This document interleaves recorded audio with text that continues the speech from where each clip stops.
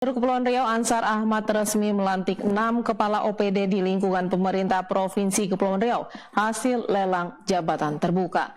Mereka adalah Darwin sebagai Biro Pemerintahan, Abdullah Biro Umum dan Perlengkapan, Hasan Biro Humas Protokol dan Penghubung, Farizal Handra Kepala Dinas PTSP, dan Rika Asmi Kepala Dinas Pertanian Pangan dan Keswan. Dan kita telah terhubung dengan Robi Patria, pengamat politik kita. Assalamualaikum warahmatullahi wabarakatuh, Bang. Baik, jadi kalau kita lihat hasil pelantikannya itu memang tidak ada perubahan yang signifikan dari prediksi yang pernah kita sampaikan beberapa waktu yang lalu, karena memang sudah hampir mendekati ketika mereka mendaftar dan keluar namanya, orang sudah bisa menebak siapa yang akan dipilih. Karena itu adalah soal kedekatan gubernur dengan pejabat-pejabat yang sudah lama ya berkecimpung baik di Bintan maupun di provinsi. Hanya saja ada beberapa yang nama yang kita masih bisa menilai apakah yang bersangkutan bisa maksimal menjalankan tugas sebagai di posisi yang diemban sekarang. Misalnya Kepala Biro Humas dan Protokol itu Hasan, itu saya kira ini jabatan baru yang belum pernah dipegang dia sejak di Bintan. Jadi agak menarik sebenarnya ketika Hasan dijadikan Kepala Biro definitif. Karena beberapa bulan yang lalu ketika konferensi pers gubernur di Batam soal hubungannya dengan gubernur, seharusnya Hasan tidak ada di situ ya, karena itu sudah memasuki ranah politik. Mudah-mudahan ke depan dia tidak melakukan kesalahan yang besar, bisa memisahkan antara tugas dia sebagai biro dengan jabatan gubernur sebagai orang politik seperti itu. Baru dari orang yang dulu mengabdi untuk Ansar saat menjabat di Bintan ini, Bang. Memungkinkankah untuk posisi Sekda Prof pun akan diisi orang dari Bintan, Bang? Kalau kita melihat pelantikan tadi pagi, itu kan Bang Farizal memang sejak lama ketika Ansar menjadi Bupati Bintan, beliau juga menjadi Kepala Dinas di Bintan.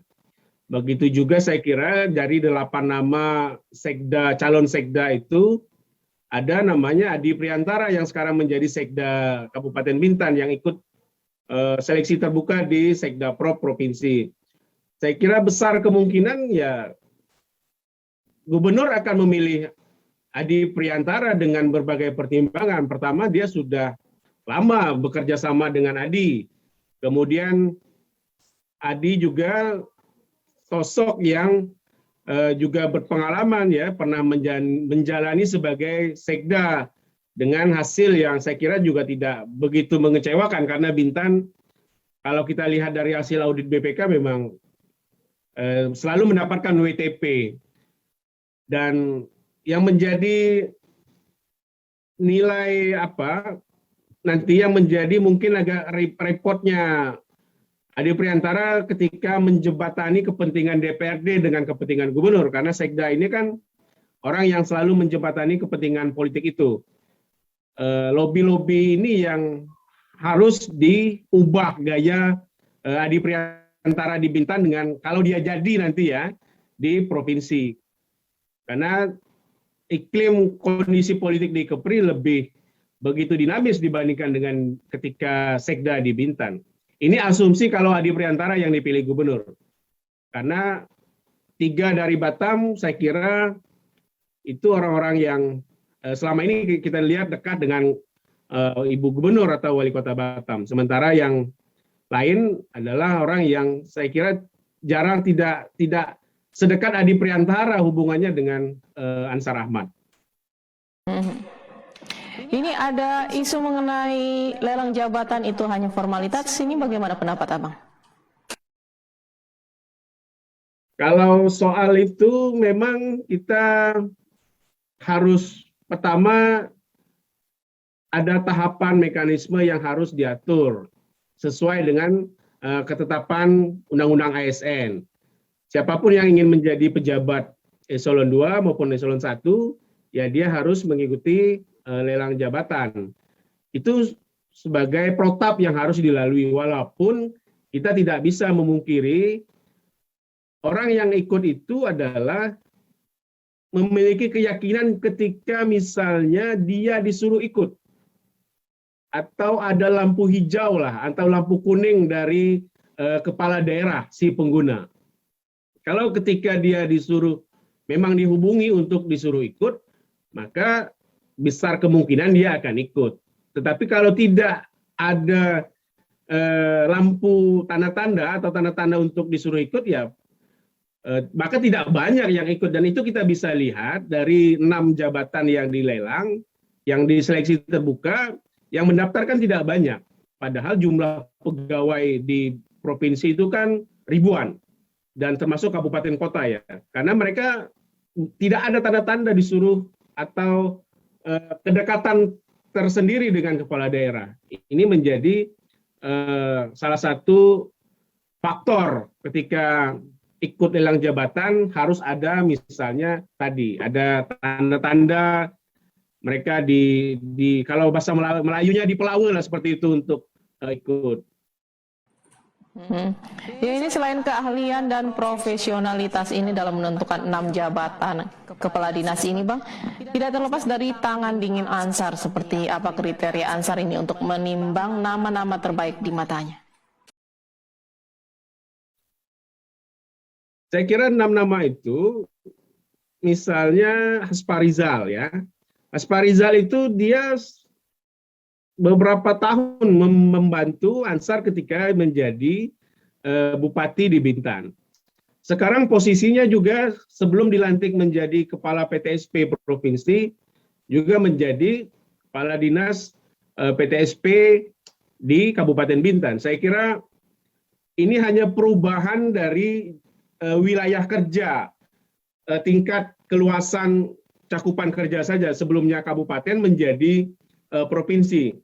Saya kira Hasparizal karena memang selama ini berkecimpung di bidang penanaman modal dan investasi, tidak terlalu lama untuk melakukan penyesuaian. Maka selain kedekatan dia dengan gubernur, maka dia juga saya kira mumpuni untuk di jabatan itu.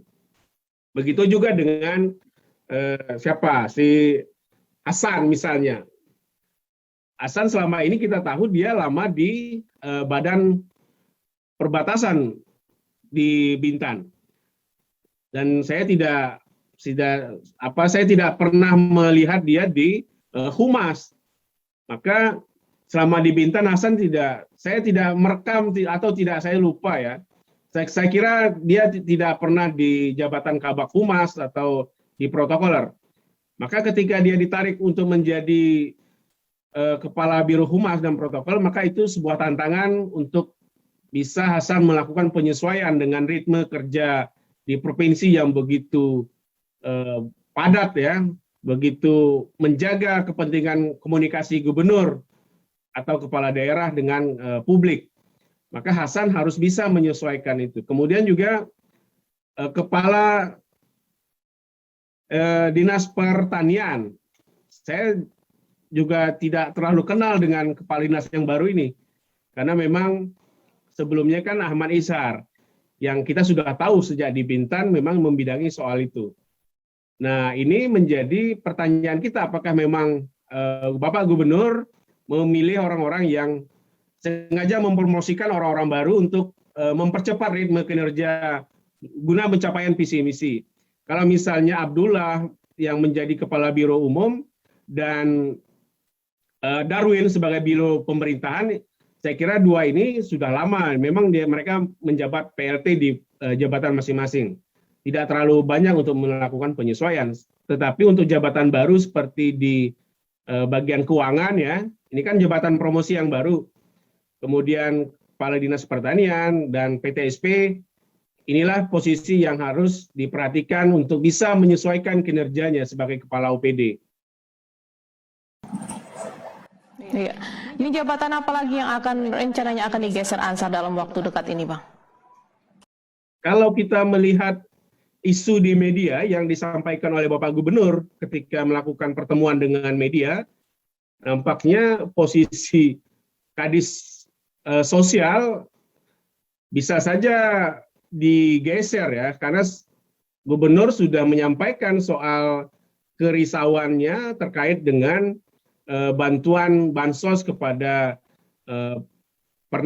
warga yang pernah menderita COVID dalam lambat proses pencairannya.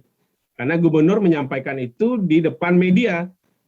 Saya kira ini menjadi tanda-tanda bahwa Kadis Sosial harus, saya kira, siap-siap lah, karena sudah diberikan warning secara tidak langsung oleh Gubernur. Saya kira itu. Abang, Ansar Ahmad ini menentukan 6 nama ini adalah the right man on the right place?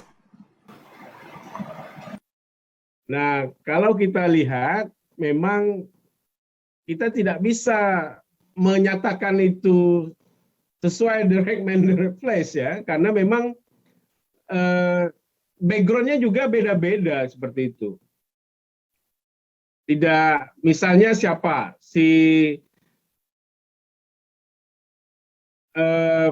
Mungkin Penny ya, Penny karena memang sudah lama juga berkecimpung di bidang keuangan.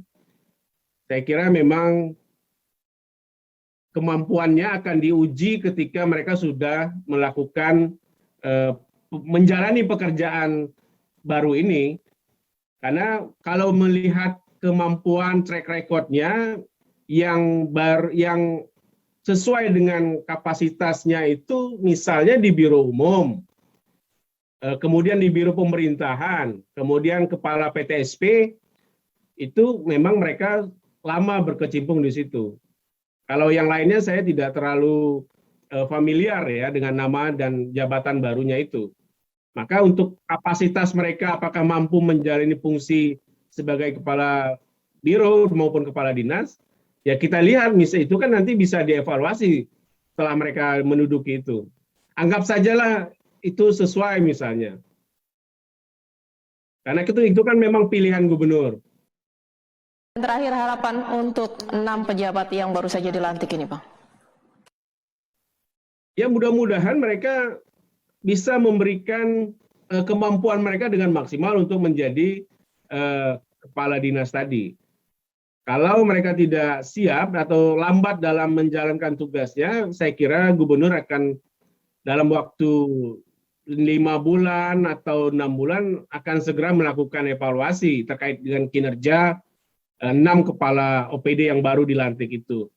Karena kan gubernur tidak punya masa waktu yang panjang untuk periode pertama ini, karena tahun 2024 sudah harus mengikuti kembali pilkada gubernur.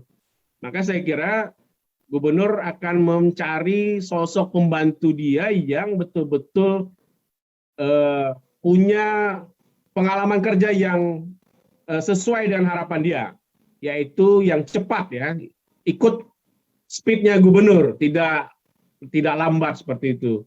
Karena kalau dia lambat, visi misi gubernur yang dibuat 2020 kemarin ketika ke pilkada sulit untuk dicapai.